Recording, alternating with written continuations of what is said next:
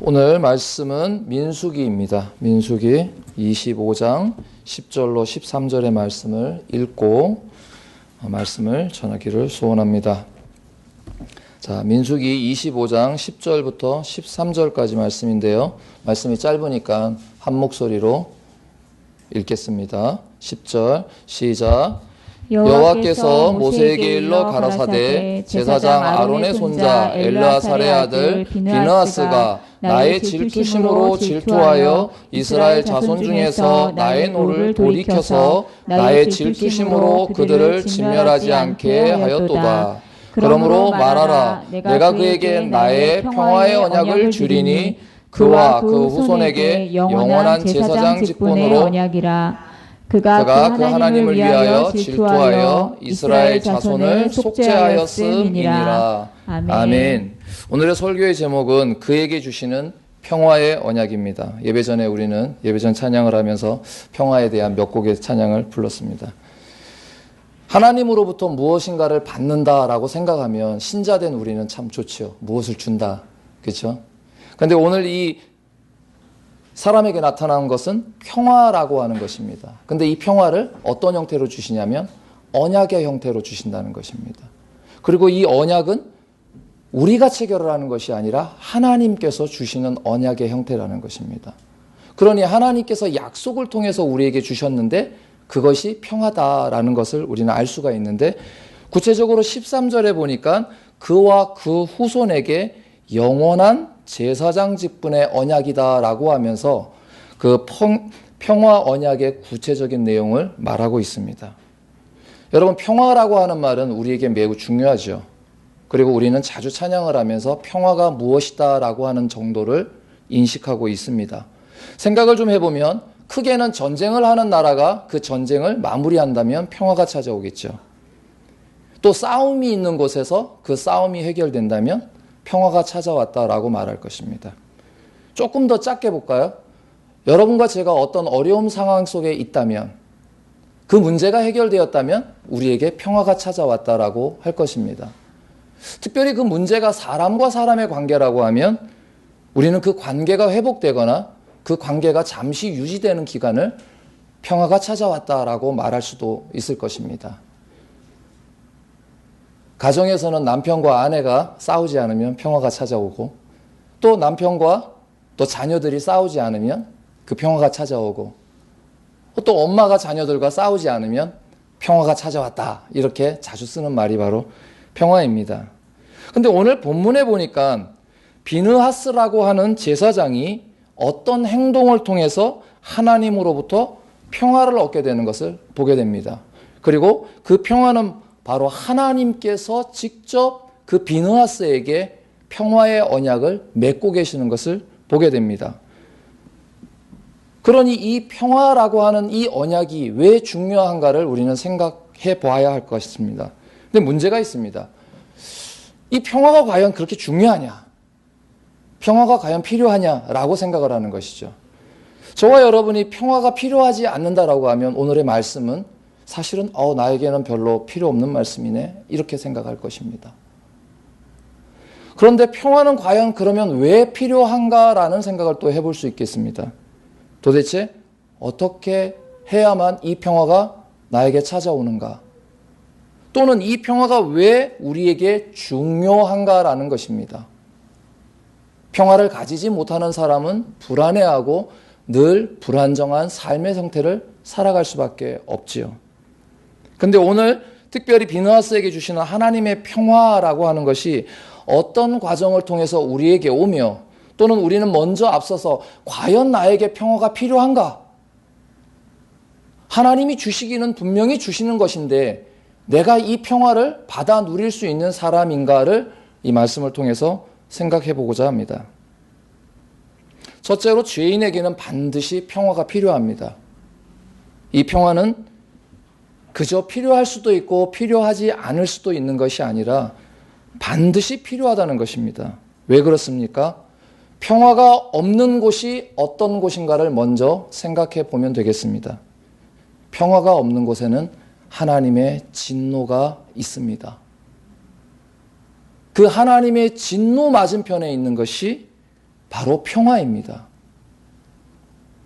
죄라는 것은 하나님을 대적하는 것입니다. 오늘 본문을 통해서 하나님을 대적하는 이스라엘 백성을 보여주고 있는데, 이스라엘 백성은 가데스 바네아에서의 반역 사건을 통해서 38년 동안을 광야 생활을 합니다. 이 민수기라고 하는 이 말의 의미는 백성의 수를 의미하는 표현이죠.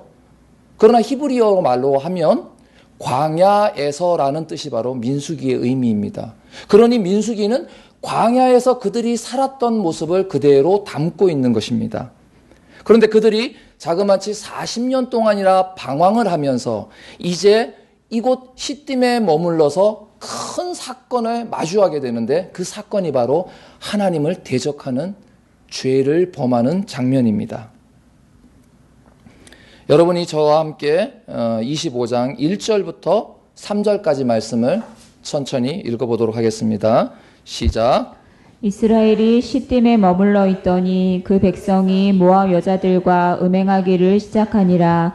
그 여자들이 그 신들에게 제사할 때에 백성을 청하매 백성이 먹고 그들의 신들에게 절함으로 이스라엘이 바알보올에게 부속된지라. 여호와께서 이스라엘에게 진노하시니라. 3절 마지막 말씀에 보니 여호와께서 이스라엘에게 진노하시니라 그랬습니다. 진노의 대상은 누구십니까? 진노하고 있는 사람들은 누구입니까? 이스라엘 백성입니다. 여러분들이 민수기와 또 모세의 오경을 통해서 우리가 깨달을 수 있는 것이 있죠. 가데스 바네아의 사건을 통해서 이 반역한 백성들에게 있어서 1세대 사람들은 가나안 땅에 들어가지 못했습니다. 광야에서 모두 죽었습니다. 2명의 사람만 살아 들어갔죠. 주원 씨,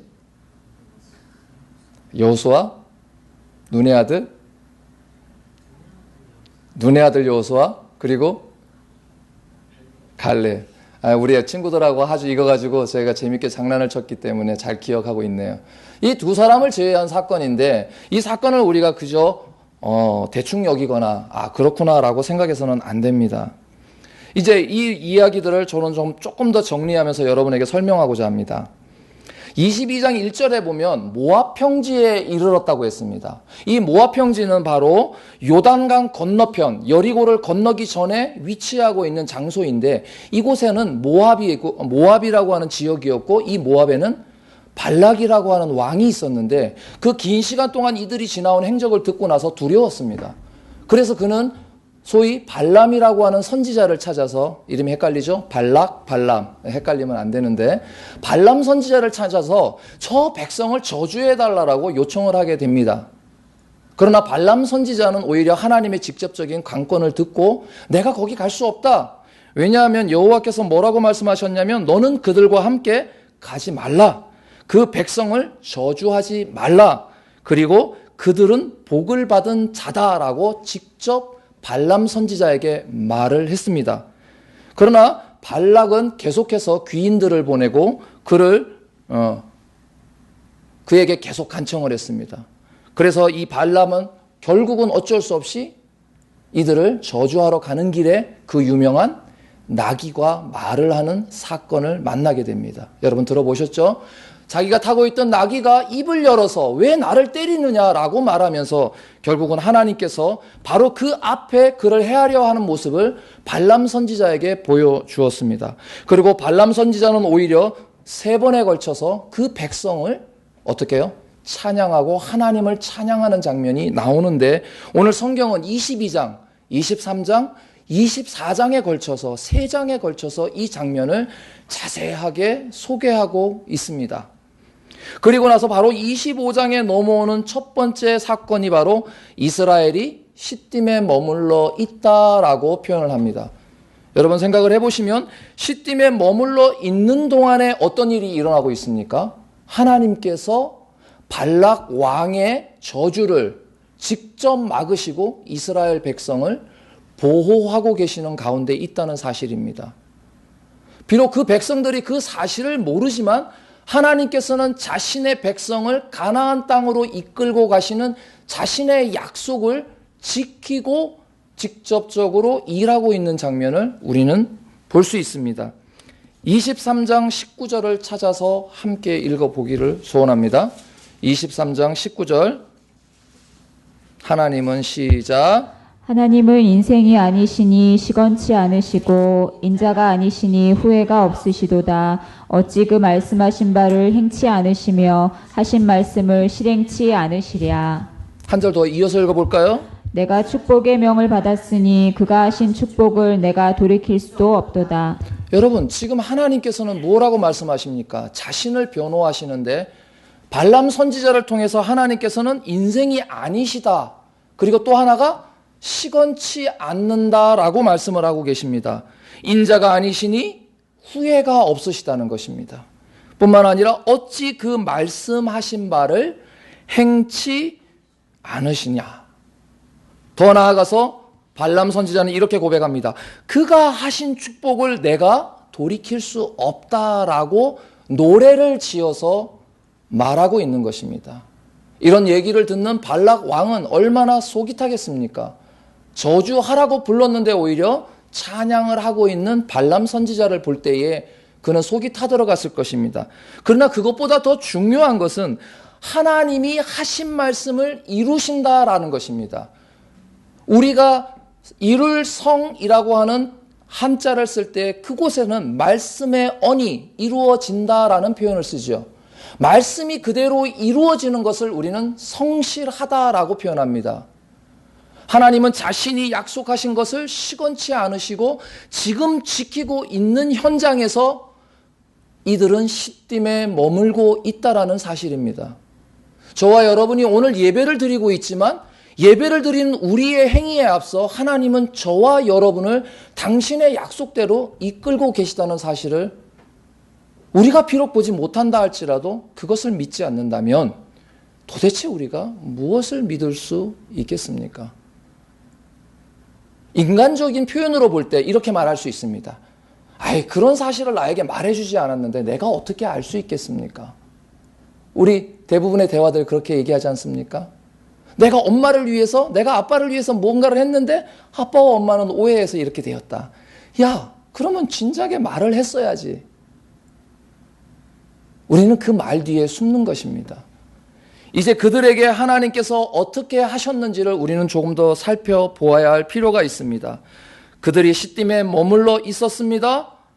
그리고 하나님께서는 머물러 있는 그 동안에도 하나님께서 약속하신 그 약속을 신실하게 지키고 있다는 사실을 분명히 우리는 알아야 합니다. 그런 가운데 어떤 일이 일어납니까? 민수기 31장 16절 이하에 보면 발람이 꾀를 내었습니다. 간계를 부렸습니다. 걸려 넘어지도록 올무를 설치했습니다. 그것이 바로 그 민족들로 하여금 제사하는 곳에 모압 여자들로 하여금 음행하도록 하는 것입니다. 우리 오늘은 주일학교 친구들과 중등부 친구가 있는데요. 이 말을 조금 더 순화해서 표현한다면 내가 친구들과 함께 거짓말을 하러 갔다. 내가 엄마를 속이고 무엇인가를 했다. 또는 내가 다른 친구들과 함께 어떤 한 특정한 친구들을 놀렸다. 무엇인가를 시작하고 있음을 의미한다는 것입니다. 1절에 읽어보니 여자들과 음행하기를 시작하니라라고 성경은 기록하고 있습니다. 하나님께서 우리를 보호하시고 은혜로 인도하는 가운데서도 우리는 무엇인가를 시작하고 있습니다. 그들은 2절에서 그 여자들이 그 신들에게 제사할 때 백성을 청하고 백성이 먹고 그들의 신들에게 절함으로 결과적으로 3절에 이스라엘이 바알부올에게 어떻게 되었다고 했죠? 부속되었다는 것입니다. 이 부속되었다는 것은 뒤에 설명하도록 하겠습니다. 여호와께서 이 사건을 통해서 이스라엘에게 진노하신다는 것입니다. 그리스도인들이 하나님의 말씀을 무시하고 친구들을 따라서 분명히 잘못된 것임을 알면서도 그곳으로 갑니다. 핸드폰을 과다하게 사용하면 그 핸드폰을 통해서 얻는 유익보다 분명하게 잘못된 것을 알면서도 우리의 친구들이 과도하게 핸드폰에 매어 달립니다. 이것은 비록 우리 아이들뿐만 아니라 저와 여러분에게도 있는 일이라는 사실입니다. 무엇인가를 시작하는 우리 인생은 그것이 때로는 하나님의 진노 앞에 이를 수 있다는 사실을 명심해야 합니다. 왜냐하면 저와 여러분이 우리의 자녀를 바라보면서 저 자녀가 지금 하고 있는 행동이 분명히 차후에 매를 버는 일이라는 사실을 분명히 경고하지 않습니까? 너 그렇게 하다가 혼난다. 분명히 아빠와 엄마가 경고했다라고 사인을 보내지만 그 아이가 시작한 그 일을 멈추기란 쉽지 않습니다. 가장 많은 대답이 무엇이죠? 이것만 할게. 여기까지만 할게 라고 했지만 5분 후 10분 후에 문을 열고 들어가 보면 어떤 광경이 펼쳐집니까? 계속 하고 있는 자녀들을 발견하게 됩니다. 아니, 자녀들을 볼 수 있는 눈을 가진 부모된 저와 여러분이 혹시 하나님 보시기에 하나님이 부지불식간에 열어버린 그 문에, 그 문 뒤에 숨어서 혹시 똑같은 짓을 하고 있지는 않습니까? 대부분의 사람들이 하나님께서 진노하신다라는 표현을 통해서 하나님은 사랑의 하나님이신데 어떻게 진노할 수 있겠는가? 뿐만 아니라 나는 예수님을 믿는데 그 진노는 나와 상관없다라고 말할 것입니다. 그러나 여러분, 오늘 범죄는 바로 이스라엘 백성이 발행한 사건이라는 것을 명심해야 합니다. 오늘로 본다면 교회 안에서 벌어짐직한 범죄입니다. 우리의 동료들 사이에서 벌어질 수 있는 일이라는 것입니다. 우리와 관계를 맺고 있는 가족들, 우리의 형제들, 이러한 가운데서 그 행위가 나타날 수 있다는 사실을 명심해야 합니다. 아니, 집사님, 그러면 믿지 않는 사람들에게 대해서 왜 하나님이 진노하지 않으십니까? 여러분은 이미 우리는 요한복음을 통해서 그것을 깨달았습니다. 3장 18절에 예수님께서 뭐라고 말씀하셨습니까? 나를 믿지 않는 사람은 이미 심판에 이르렀다라고 말씀하고 계십니다. 로마서를 읽었다면 로마서에서 하나님의 말씀은 무엇이라고 그랬습니까? 그 행위대로 내어버려 둔다라고 했습니다. 믿지 않는 사람과 믿는 사람의 차이가 바로 그것입니다. 믿지 않는 사람은 이미 심판을 받은 것이기 때문에 신경 쓰지 않습니다. 나의 자녀가 잘못을 하고 있다면 그 징계는 나의 자녀를 향하게 되어 있습니다. 다른 사람의 자녀를 불러서 혼내는 부모가 어디 있습니까? 아니, 혼낸다 할지라도 내 자녀에게 사랑의 마음으로 혼내는 것과 동일할 수 있겠습니까? 진노의 결과를 보겠습니다. 4절과 5절의 말씀을 함께 읽겠습니다. 시작. 여호와께서 모세에게 이르시되 백성의 두령들을 잡아 태양을 향하여 여호와 앞에 목매어 달라. 그리하면 여호와의 진노가 이스라엘에게서 떠나리라. 모세가 이스라엘 사사들에게 이르되 너희는 각기 관할하는 자 중에 바알볼에게 부속한 사람들을 죽이라 하니라. 그 진노는 매우 엄중했습니다. 죄를 다루시는 하나님은 분명히 그 죄에 대해서 엄중하게 심판하고 있다는 사실을 우리는 분명히 알아야 합니다. 그래서 우리는 하나님을 두려워하는 것입니다. 부모의 엄중함, 부모의 권위, 부모가 자식을 향한 룰을 적용할 때 그 부모에게 복종하는 것은 부모에게 체벌을 하거나 때로는 아이들을 훈육시킬 수 있는 권위가 있기 때문입니다. 그러나 지금 우리가 살고 있는 이러한 모든 세상에서 권위는 무너졌습니다. 그러나 오늘 하나님께서는 당신을 향하여 도전하는 백성들을 향한 진노하심은 분명하게 나타납니다. 그 진노는 어떻게 나타났습니까? 태양을 향하여 여호와 앞에 목매어 달라라고 했습니다. 그리고 이어지는 말씀을 함께 읽어볼까요? 그리하면이라고 하겠습니다. 시작. 그리하면 여호와의 진노가 이스라엘에게서 떠날 것입니다. 그런데 그 말씀은 거기서 끝나지 않습니다. 이후에 이어지는 말씀에 떠나지 않고 그대로 남아있는 장면을 보게 됩니다. 그 결과 6절에 이스라엘의 백성의 모습은 무엇이었습니까? 온 회중이 회막문에서 울 때에라고 기록하고 있습니다. 자신의 친구, 자신의 아버지, 자신이 알고 있는 사람이 지금 목매달려 죽었습니다. 하나님의 심판이 나타난 현장들을 보고 있습니다. 이것이 우리에게 나타나는 절망입니다. 하나님께서 심판하실 때에 그 심판은 견딜 수가 없는 것입니다.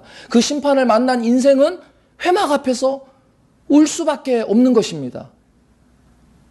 그럼에도 불구하고 하나님께서는 그렇게 행할 때에 진노가 하나님께서 이스라엘에게서 떠난다라고 말씀을 했습니다마는 그러나 그 다음의 장면은 통탄을 맞이할 수밖에 없는 사건이 벌어집니다.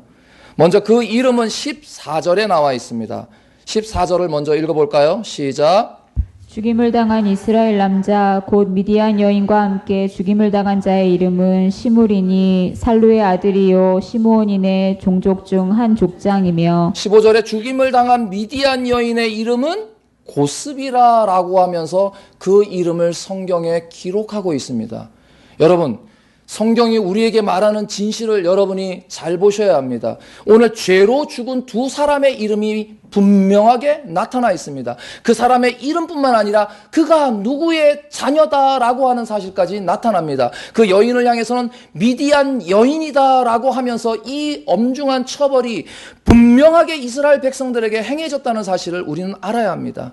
하나님께서는 바로의 이름을 적시하지 않았습니다. 그저 왕의 표현으로서 바로라고 하시지만, 그러나 오늘 죄를 범한 이 사람의 이름을 시므리, 그리고 그 여인의 이름을 고스비라고 적고 있습니다. 여러분, 가장 잊을 수 없는 이름 한 사람이 있죠. 예수 그리스도를 십자가에 못 박혔던 그 이름, 빌라도. 이렇게 이름이 성경에 적시된 부분들을 우리는 무심코 넘겨서는 안 됩니다. 그 두 사람이 어떤 짓을 행했습니까? 6절에 읽어보니 회막문에서 울고 있을 때에, 다음에 이스라엘부터 읽겠습니다. 시작. 이스라엘 자손 한 사람이 모세와 온 회중의 목전에 미디안의 한 여인을 데리고 그 형제에게로 온지라. 바로 그 형제들 앞에서 미디안 여인을 데리고 오는 엄청난 일이 벌어졌습니다.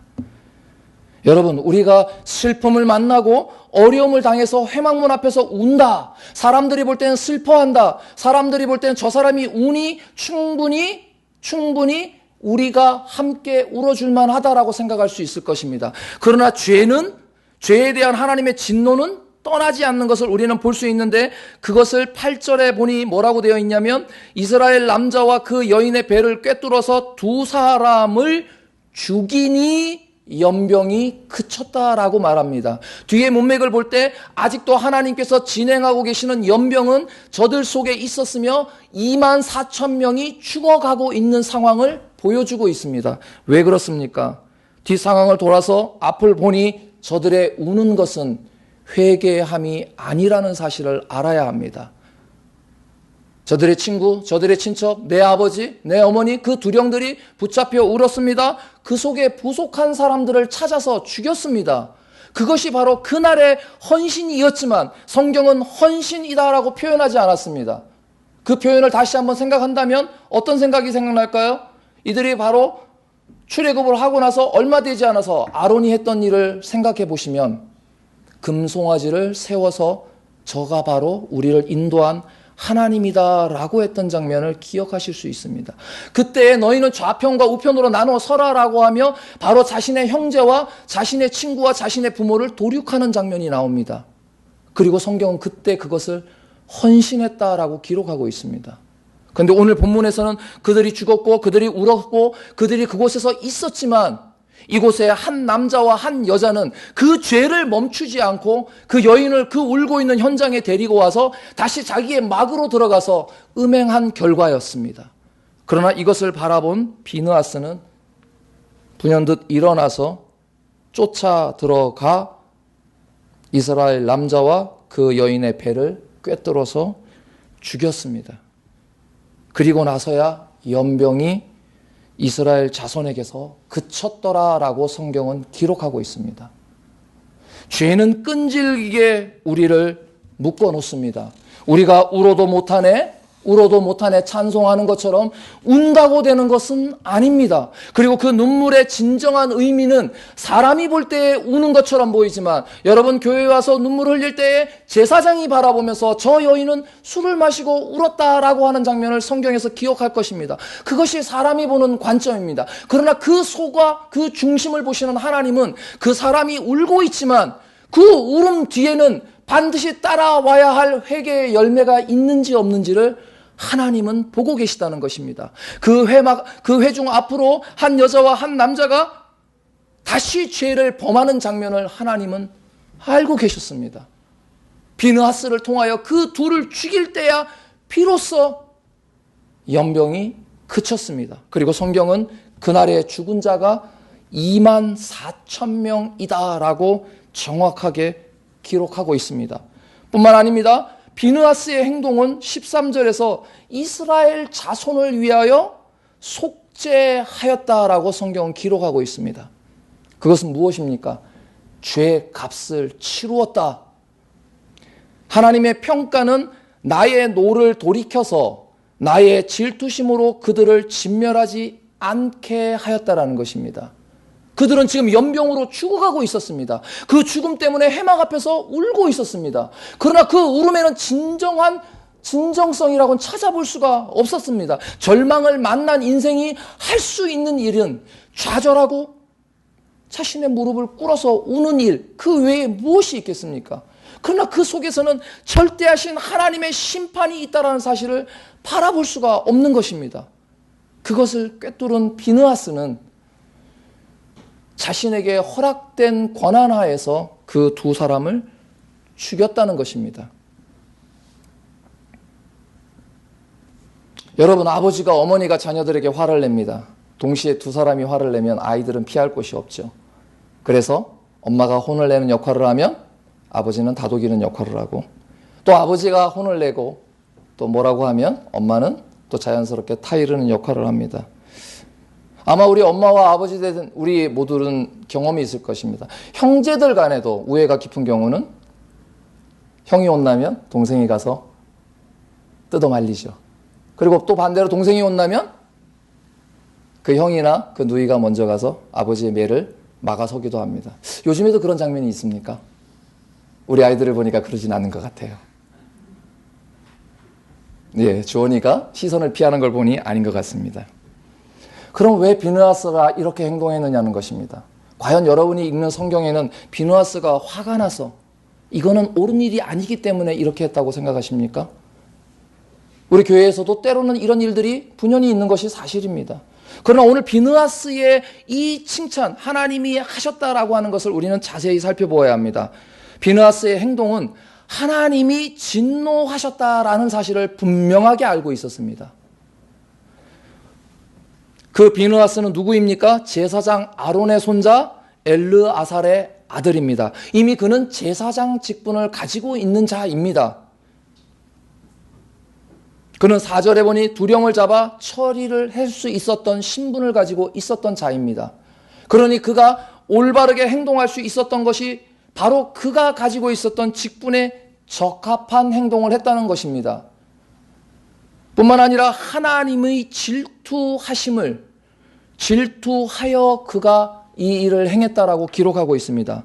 그것은 개인적인 울분이나 감정이나 격함을 인하여서 나타낸 것이 아니라 하나님이 어떤 분인가를 알고 있었다는 사실입니다. 분명하게 하나님이 어떤 분인지를 아는 사람은 그 하나님이 우리에게 요구하는 것을 분명하게 행할 수 있다는 사실입니다. 질투라는 것은 무엇입니까? 아무것도 없는 데서 질투는 발생하지 않습니다. 질투는 사랑이라고 하는 부분에서 나오는 감정입니다. 그럼에도 사람들은 이 질투가 사랑이라는 감정에 대해서 원망과 미움으로 변질되어 작용합니다. 그렇지만 하나님께서의 질투는 어떻게 작용하고 있습니까? 오늘 진노하시는 공의로 작용하고 있다는 것입니다. 비느하스는 바로 이 하나님의 공의를 깨달은 것입니다. 우리 성도 여러분이 하나님은 사랑이십니다 라고 말하기 전에 하나님은 빛으로 오셔서 우리의 잘못을 드러내시는 공의의 하나님이라는 사실을 분명하게 인식해야 합니다. 그 하나님이 그리스도인들에게, 특별히 자기 자녀들에게 범죄한 사실을 분명하게 짚고 넘어간다는 사실을 우리가 기억을 해야 한다는 것입니다. 그것을 놓쳐버릴 때 우리는 하나님은 사랑이시다라고 하는 곳에서 끊임없이 쳇바퀴를 돌면서 자신의 변화를 이끌어내지 못하고 우리가 할 수 있는 것이라고는 성막에 앉아서 울고 있는 것밖에는 할 수 없다는 사실을 분명하게 알아야 합니다. 이제 우리는 그 하나님의 사랑을 한번 생각해 보기를 원합니다. 공의의 하나님이 심판하시는 그 심판만이 과연 무서운 것인가를 한번 생각해 보기를 원합니다. 그들은 이미 400년 동안 종되었던 곳에서 그들을 인도하여 주신 분이 하나님이십니다. 어떤 불평이 있었습니까? 고기가 먹고 싶다라고 할 때 메추라기를 보내주셨습니다. 아침마다 만나를 먹여주셨습니다. 그들이 살아가는 동안 옷이 헤어지지 않도록 그들을 붙잡아 주셨습니다. 광야 생활에서 신발이 헤어지지 않도록 도와주셨습니다. 그리고 그 추운 사막의 날씨, 그것을 돕기 위해서 낮에는 구름 기둥으로 밤에는 불 기둥으로 그들을 보호하셨습니다. 그리고 그들이 시딤에 머물러 있는 동안에 발락을 통하여 발락 왕이 발람을 불러서 저주하라라고 할 때 하나님은 직접 개입하셔서 초자연적으로 나귀의 입을 열어서까지도 말씀하시면서 그 저주를 막으신 분이 하나님이십니다. 저와 여러분은 이곳에 갇혀 있지만 하나님은 지금도 저와 여러분을 붙잡고 계십니다. 어떻게 붙잡은 줄 여러분 한번 성경을 통해서 볼까요? 사주장사 루디아가 있는 곳에 복음을 전하는 하나님께서는 성령을 통하여 아시아로 가기를 원했던 사울을 붙잡았습니다. 사울아, 아시아로 가지 마라. 길리기아로 가라. 그 길리기아에 도착했던 그가 바로 그 여인 사주장사 루디아의 마음을 열어주셨던 분이십니다.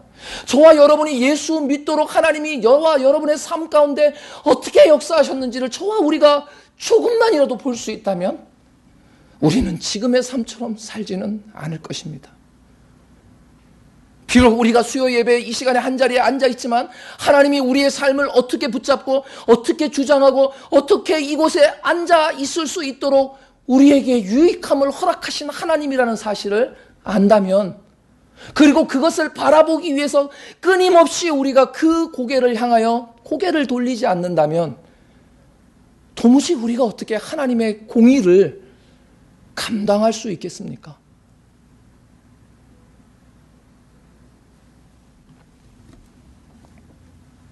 경고의 메시지는 어떻습니까?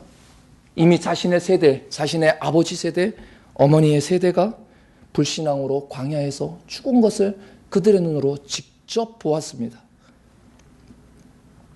그런데 어떻게 그들은 자기 아버지와 자기 어머니가 저질렀던 금송아지를 자신을 인도하여 낸 그분이다라고 말하면서 섬겼던 죄를 어떻게 이렇게 동일하게 치울 수가 있다는 말입니까? 아니, 더 악하게 자신 있게 하나님 앞에 자신의 미디안의 여인을 끌고 와서 음행할 수 있단 말입니까?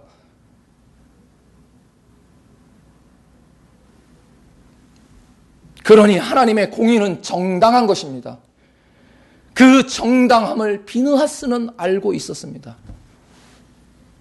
그래서 그 비느하스는 바로 신적인 행동을 감당한 것입니다. 이것에 대하여 하나님께서는 나의 노를 돌이켜 나의 질투심으로 그들을 진멸하지 않도록 막았다라고 표현하며 속죄하였다라고 표현합니다. 그렇다면 당연히 우리는 생각하게 됩니다. 우리가 죽어버릴 수밖에 없는, 아니 죽어버린 우리를 향한 진노의 쏟아짐을 막아주신 분이 누구십니까? 예수 그리스도밖에 없습니다. 그러니 그 사랑이 거기에서 모이는 것입니다. 그 물줄기가 타고 흘러내려서 예수 그리스도 앞에 모이는 것입니다. 그래서 우리가 예수 그리스도 때문에 울고 그 예수 그리스도가 나를 위해서 죽어주심이 내 마음을 울리는 것입니다. 그런데 그 생각은 하지 않고 우리가 지금 현실의 눈앞에서 울고 있는 이유는 도대체 무엇입니까? 나의 사랑이신 예수 그리스도를 바라보는 일을 놓쳐버리고 저와 여러분의 시선을 빼앗아가는 것은 무엇입니까? 우리가 자녀들 때문에 웁니다. 우리가 남편들 때문에 웁니다. 예, 다 가한 일입니다. 분명하게 그렇게 해야 합니다. 그러나 더 중요한 것은 나를 이끌어주신 예수 그리스도를 바라보며 그 사랑에 물어야 하는 것이 우리가 해야 할 일이 아니겠습니까?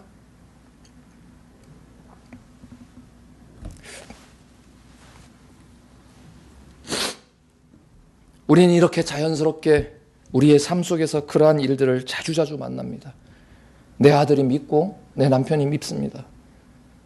그럴 때마다 내 마음속에 그 사랑이 생각나서 그가 나를 향해 베풀어 주신 사랑 때문에 우리의 사랑은 굽어질 수가 없습니다. 그러나 이 땅을 살고 있는 우리는 이 땅의 세상이라고 하는 곳에서 영향력을 받습니다. 그것이 사실입니다. 흐르는 물이 마찰을 통해서 물줄기가 휘어지듯 죄의 성향은 우리로 하여금 그것을 휘어지게 합니다. 말씀을 잘 듣습니다. 이 말씀대로 살아야지 하고 돌아갔을 때 자녀들을 만나고 남편들을 만나고 부인들을 만날지만 우리의 나아가는 방향의 마음은 휘어져서 상대를 향하여 원망합니다. 무엇이 도대체 문제입니까? 그리스도는 우리에게 당신의 십자가의 죽음을 통해서 당신의 사랑을 확증하셨습니다. 그뿐만 아니라 또 다른 보혜사 성령을 보내어서 그 평화의 언약이 우리의 삶 속에서 어떻게 가치하고 있으며 그 평화의 언약이 우리의 삶 속에서 어떻게 작용되고 있는지를 매일매일 같이 우리로 하여금 깨닫게 합니다. 그런데 문제가 있습니다. 왜 우리가 그것을 모릅니까?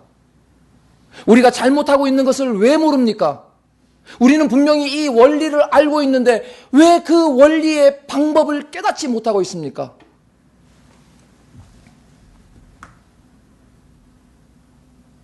히브리서 12장 8절의 말씀에 징계는 다 받는 것이거늘 너희에게 없으면 사생자다, 참 아들이 아니다라고 경고를 합니다. 이것이 하나님의 징계라는 사실을 우리는 분명히 알아야 합니다. 이미 사랑이 작용하고 있었습니다. 그러나 그들은 그것을 잊어버렸습니다. 오늘도 우리가 고백을 하면서 그 사랑을 되새겨 보지만 그 깊은 사랑을 다 깨닫지 못합니다. 이들은 머물러 있었습니다. 머물러 있는다는 것은 죄가 틈타는 것입니다. 기회가 되면 죄가 우리를 이깁니다. 여러분 다윗을 알지 않습니까? 기회가 되면 죄는 다윗조차도 넘어뜨립니다. 뿐만이었습니까? 하나님께서 보시기에 좋았더라고 하던 아담과 하와가 바로 넘어지지 않았습니까? 그 넘어진 죄는 전염성을 통하여 아담 허리 이하에서 태어난 모든 사람에게 죄의 영향을 미치고 있습니다. 요한복음의 말씀은 너희가 세상에 속하였으면 세상이 자기의 것을 사랑한다라고 했습니다. 그러나 너희가 세상에 속하지 않았다면 세상에서 나의 택함을 입은 자다라고 말하면서 우리의 신분을 정리하고 있습니다. 학생이 학생의 신분을 잊어버립니다. 남편이 부인이 각각의 신분을 잊어버립니다. 그리스도인이 그 신분을 잊어버립니다. 신자가 신자의 신분을 망각할 때에 죄는 틈탑니다. 아니, 이때다라고 들어온 죄는 우리의 양심을 무디게 만듭니다. 그리고 그것을 본채, 만채 또 보아도 반응하지 않습니다. 왜 그렇습니까? 나만 괜찮으면 된다라고 말하기 때문입니다. 우리 몸속에 죄가 들어옵니다. 어떡합니까? 적혈구와 백혈구 또 하는 필요한 그러한 모든 것들이 달려들어서 그것을 해결하지 않습니까? 우리 교회에 죄가 들어옵니다. 우리 성도들 안에 죄가 발생합니다. 어떻게 하시겠습니까? 저와 여러분들이 그들을 향하여 권면하고 그들의 넘어짐을 붙잡아주고 그들을 함께 일으켜 세워주어야 하는 것이 유기된 교회의 모습입니다. 교회의 권면과 치리는 바로 하나님께서 말씀을 통하여 예배 시간에 설교를 통하여 선포됩니다. 그러나 그 설교의 말씀들은 교회의 중직자들을 통하여 치리합니다. 그러나 그곳에서 끝나지 않고 저와 여러분 스스로가 서로를 위로하고 격려하며 김 집사 그렇게 해서는 안 돼. 이 집사 그렇게 해서는 안 돼. 하나님 말씀 믿고 같이 가야지 라고 권영하며 그들을 도와주는 것이 바로 치리요 그들을 향한 그리스도의 사랑을 나타내는 것입니다. 시간이 지나면 그 죄는 우리 속에 자라납니다. 어떻게 자라납니까? 당을 짓는 것으로 자라납니다. 미워하는 것으로 자라납니다. 시기하는 것으로 자라납니다. 결국은 가장 약한 상대를 향하여 포문을 열게 되는 것입니다. 그래서 우리는 그 죄가 보이는 즉시 빨간불을 울리면서 그것을 우리 모든 성도가 주의 깊게 바라보면서 그 죄를 찾아내어야 하는 것입니다.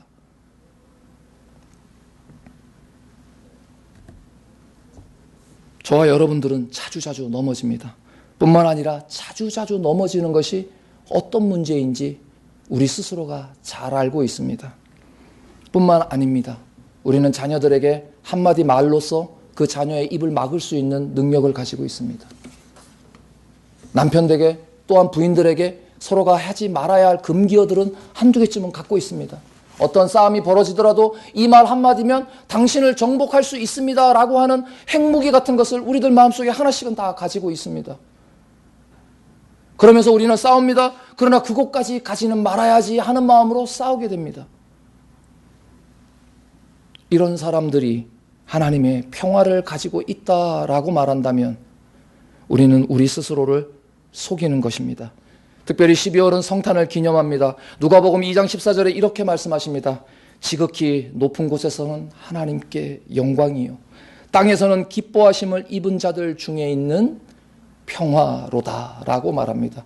이것이 평화의 실체입니다. 평화는 막힌 담을 허무는 것이라고 저와 여러분이 입으로 고백했지 않습니까? 막힌 담이 어느 곳에 있습니까? 이곳으로 돌아가면 분명히 막힌 담이 나옵니다. 자녀들과 남편과 부인들과 분명히 이쯤에 가면 막힌 담이 나타난다는 것을 우리 스스로 알고 있습니다. 먼저 저와 여러분은 하나님과 나와의 관계를 회복한다면 그 관계의 사랑은 분명히 흘러 넘쳐야 하지만 그곳에서 멈추어 버립니다. 이것이 바로 부속되어 있다라는 뜻입니다. 우리는 그곳에서 벗어난 것 같지만 그러나 끈질기게 우리를 잡아당기는 그 힘, 그것이 바로 부속되어 있다라는 의미입니다. 남이 나를 끌어들여서 그것을 땡겨오는 것이 아니라 내가 그것을 범함으로 인해서 내가 그곳에 끌려간다는 것입니다. 그것이 바로 성경이 말하는 부속되어 있다는 뜻입니다. 자기 스스로가 부속하게 만들었다는 것입니다. 남편만 잘하면 되지. 자녀만 잘하면 되지. 그러나 그 남편과 그 자녀는 나를 향해서 당신만 잘하면 된다라고 말하는 것입니다. 그런 관계들이 어떻게 회복이 될 수 있겠습니까? 이 말 한마디면 도무지 해결될 수 없는 것이 우리 인생의 문제 아니겠습니까? 내가 부속되었다. 여러 동료들에게 자기가 행한 일이 옳은 것이냐라고 묻는다면 그 사람은 부속된 사람입니다. 왜냐하면 오로지 옳다함을 말할 수 있는 분은 주님밖에 없습니다. 저희가 이 같은 일을 행하는 자에게 사형에 해당한다고 하나님의 정하심을 알고도 오늘 목매어 죽은 두령들을 바라봅니다. 그리고 그 속에 부속되었던 사람들을 일일이 찾아내어서 죽였습니다. 그런 사실을 보고도 시므리가 한 행동을 기억해 보시기 바랍니다. 자기들만 행할 뿐 아니라 또한 그 일을 행하는 자를 옳다 한다라고 로마서는 기록하고 있습니다. 그래서 하와가 남편에게도 주매 그도 먹은지라 라고 성경이 기록하고 있습니다. 부속된다는 것은 바로 너희가 지체를 불의의 병기의 죄로 드리는 것입니다. 그 의미는 바로 스스로 그렇게 되어버리는 것입니다. 죄에 대한 단호함은 우리 주변에서 찾을 수 있습니다. 아니, 주변에서 찾아서는 안 됩니다. 그 죄는 바로 내 속에 있는 것입니다. 그것을 해결하지 않는다면 24,000명의 죽음은 불보듯 뻔하게 우리 앞에 다가올 것입니다. 이제 이들은 하나님의 나라, 하나님이 약속하신 가나안 땅을 앞두고 있습니다. 이 가나안 땅은 어디입니까? 하나님이 허락하신 곳입니다. 따라서 이 가나안 땅은 거룩한 곳입니다. 이 거룩한 곳에 들어가는 백성도 거룩해야 합니다. 그러기에 하나님께서는 저들 속에 있는 죄를 찾아내시는데 오늘 24,000명이 죽는 이 광경을 통하여 그들 속의 죄를 찾아내십니다. 왜 그렇습니까?